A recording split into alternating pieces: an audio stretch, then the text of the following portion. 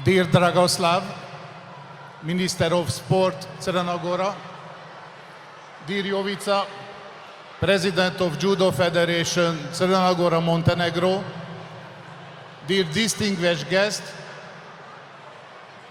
ladies and gentlemen, dear Judo family, boys and girls.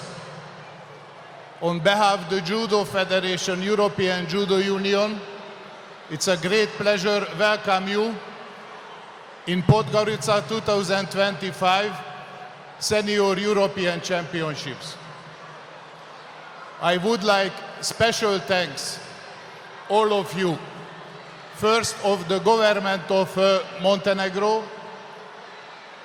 special thanks for the Federation, Judo Federation Montenegro, special thanks for the European Judo Union team, and special for all sponsors who support our idea. 3 years ago, nobody was believed that we will be here together, will be beautiful celebration for judo. Are you participate of how we can take a dream together? Thank you very much, all of you. I hope you will be enjoy our competition. I will be successful and fair competition, all competitor. Thank you very much.